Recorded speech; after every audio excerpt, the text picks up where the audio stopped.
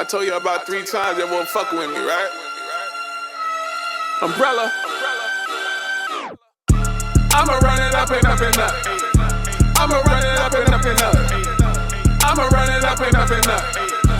I'ma run it up and up and up. I'ma run it up and up and up. I'ma run it up and up and up. I'ma run it up and up and up. I'ma run it up and up and up. Big brella grind until I build it up. Shawty poppin' purpose like it's Eminem. Sliding through your city, you gon' live and learn. She gon' let me fuck cause I'm a living legend. Ladies and gentlemen, it's the original. Yes, yes, yes, yes, yes. We just reached the conclusion of the David Benavidez and Matias Andrade fight, and I'm shocked, man. I'm shocked. That's not what I expected. I expected a more of a pull and push type of a fight. I wasn't expecting a complete domination. I mean, after the first round, Matias Andrade had no answers for David Benavidez. He methodically broke him down, head, body. Shit was nice. But I commend him to the utmost. He fought a very valiant fight. Stuck it out, you know what I mean?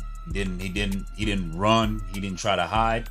He was trying to fight his fight. He felt like he had the power to keep Benavidez honest. He was sadly mistaken, obviously, you know what I mean?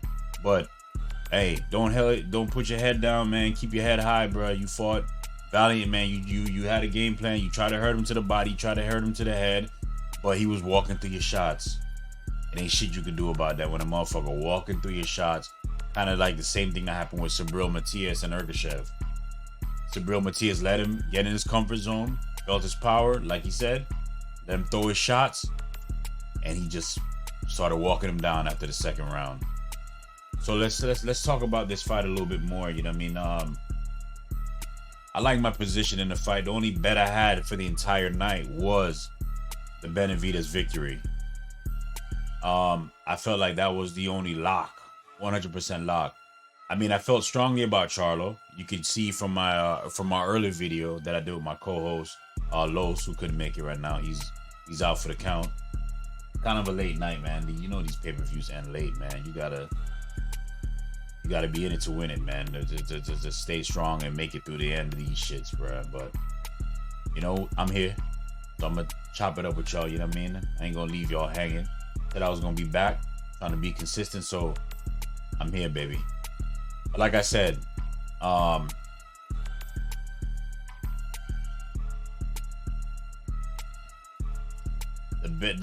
Charlo fight,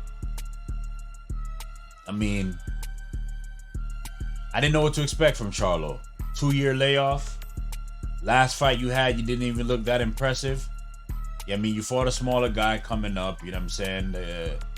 Guy that has a lot of bravado, but doesn't really show any power, you know what I mean? Doesn't have much movement. Kind of fights a little sloppy, leaves himself open for shots.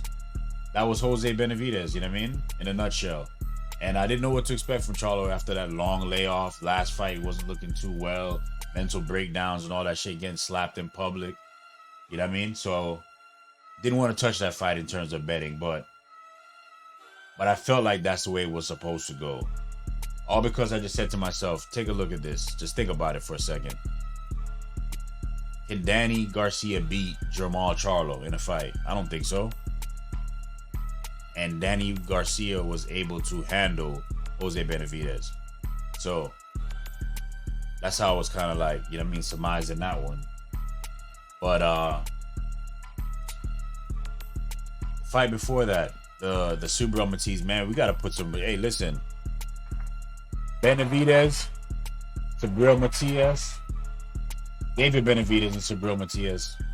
You guys are going to get fighters of the night, man. Both of y'all. Y'all both ended the fight in the same fashion. Had your opponent basically quitting on the stool. And you guys did y'all thing. We're going to have to start putting a different type of respect on Subriel Matias' name, bro, because There's a lot of people on the inside that see these other fighters and they're calling for upset. They've been calling for upset on this guy for like the last 3-4 fights. And he's been breaking these motherfuckers down and stopping them, bro. And he's calling out the big names. He ain't ducking no smoke. He deserves these fights now, bro. We gotta get these guys a fight. Subriel Matias, man. Win, lose, or draw. He wants these fights. He wants the big names. He wants the big payday. He called out Teofimo Lopez. He called out Devin Haney. He called out Tank. He said, come get this shit, man. I got the IBF. Come get it. Who's gonna step up to the plate? Is yet to be seen. Upset. I don't know if it's really that much of an upset. Hector Garcia. I was kind of pulling for Hector Garcia. I've seen him fight a lot more than Lamont Roach. But I did say at the weigh-in when I was talking to my dog, Lamont Roach looked like he was in very, very good shape. He looked very, very lean. The six-pack was ripping. You know what I mean? He definitely put on a performance. I didn't really gauge that one too well because when that fight was going on, we were kind of recording. But I did catch the tail end of it. And looks can be deceiving because when I was just glancing in every now and then, it looked like Hector was doing his thing. But as soon as I got off the recording and started watching the fight and listening to the broadcast, they were kind of like saying, yo, nigga, Hector's getting dominated. And from moving forward from that point on, that's exactly what I saw. So what's next for Lamont Roach? I think he brings that belt back to Golden Boy. That's kind of a funny situation, right? I think Hector Garcia took that belt from a Golden Boy fighter named Garcia, had that belt, went up, fought Tank, came back down, defended the belt. Another Golden Boy fighter came back as a mandatory, took the belt back. That's what boxing's about, man. We need to see more of these type of cross promotion fights. I mean, just to keep this shit from getting stagnant, bruh. We don't need these fighters sitting around, waiting around, man. Let these fights happen, bruh. Let these fights happen. So Hector was the favorite. He lost, so that was an upset. Underdog won that fight. Subriel was the favorite, decent number by a decent margin, and he looked great. Did his thing. I'm ultra impressed by this dude, bruh. He's like he's become one of my favorite fighters, bruh.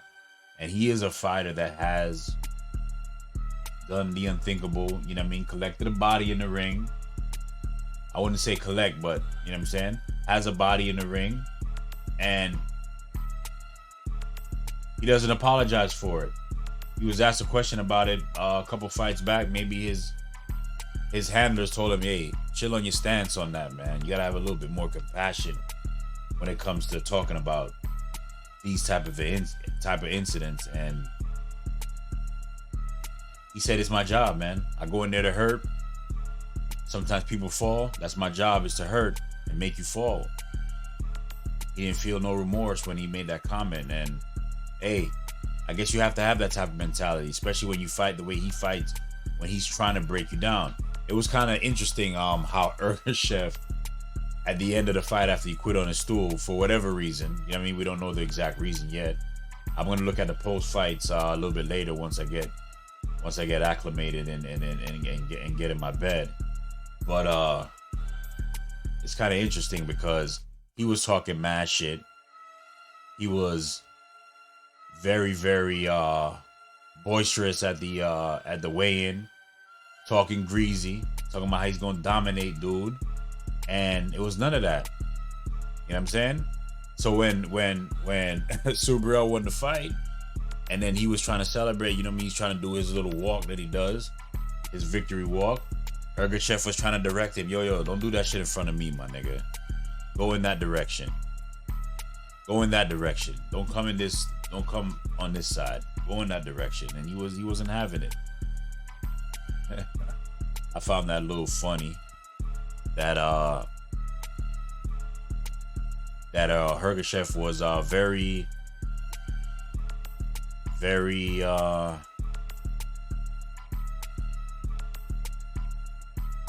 demonstrative in the way he was acting before the fight, and then now after the victory was not in his grasp, he wanted to have respect shown, and he did show respect. He came to him and hugged him up. Yo, good fight, whatever.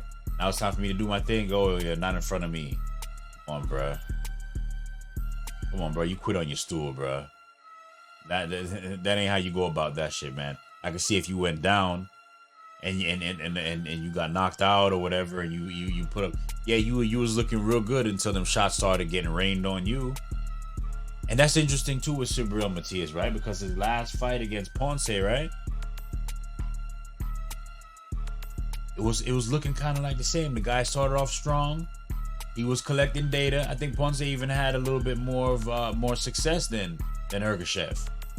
He was collecting data against Ergashev, kind of like the same way he was collecting data on Ponce. Ponce was hitting him with some shots, hurt him a couple times, but then once he started catching them angles and letting his shots go, and he's very accurate once he starts throwing his shots, and he's throwing them shits to hurt. Very awkward fighter, man, the way he throws his punches straight in the pocket, you know what I mean, crushing. As your head is moving, he's coming down on you and all that shit, man. Oh, man, I got a lot of good things to say about this dude, bro. I want to see how far he can go. But the problem is with him, he takes a lot of shots. He takes a lot of shots. And when you take a lot of shots like that, you ain't gonna last that long in the sport, man. We've seen it. We've seen it time and time again. Fighters get broke down after a while after taking back-to-back fights like that. Maybe he needs to take a light touch. He probably deserves a light touch. He said he wants to fight in Puerto Rico. Give him a light touch in Puerto Rico. Let him bring out his fan base. Let him start to build. PBC, you have an opportunity to build the next Puerto Rican fighter. I don't think he has that long of a run because, like I said, he takes a lot of damage. And we all know it's a matter of time before he fights the right fighter that can get off on him and keep out of the way and get those shots accumulated to where he can get him out of there. So it's just a matter of time. As long as he can stay fresh, I think he can beat anybody in the weight class. But the more his career goes, is the more he's gonna take damage. So let's see. Jamal Charlo. I was impressed. I mean, it was what I was expecting, but not sure of because of the long layoff, right?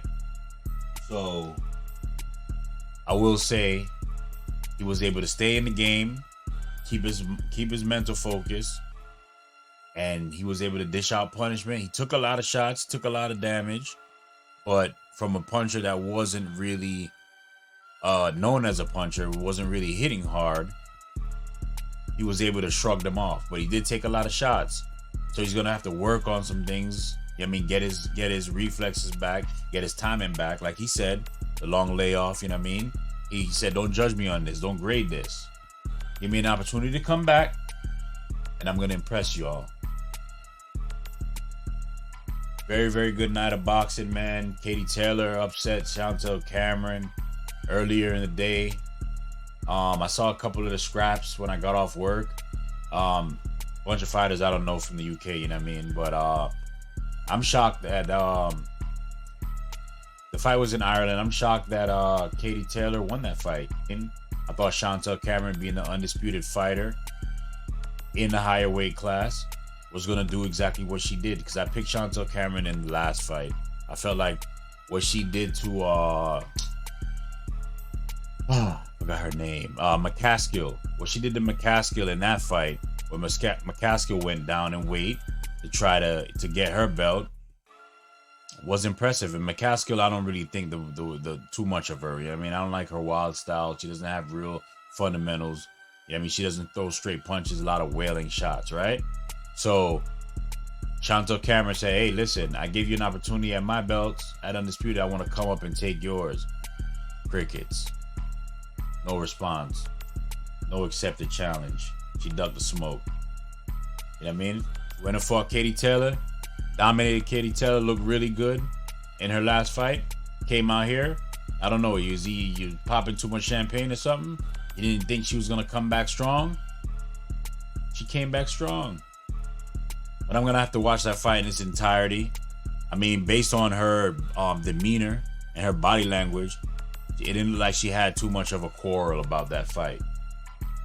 So I'm gonna take it as a loss.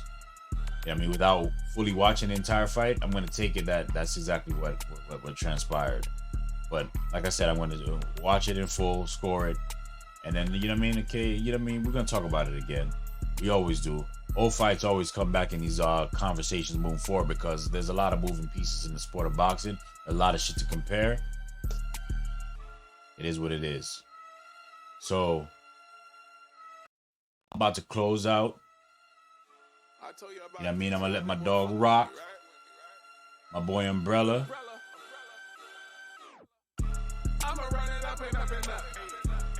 Let this shit.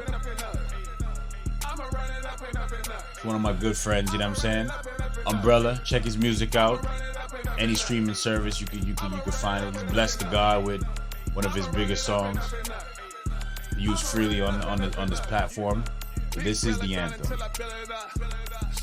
Y'all motherfuckers respect, man. Good love. Good look. Thanks for listening to Classic Eminent Sports Broadcasting. We'll be back again soon. We'll be talking probably about the NBA sometime next week. You know what I mean? See what's on the boxing landscape, what's on the UFC landscape. We're gonna chop it up. Get Los back in the building and we'll talk more. Alright? Y'all have a good night. Love y'all. Bless. Eminent Sports Broadcasting, we out.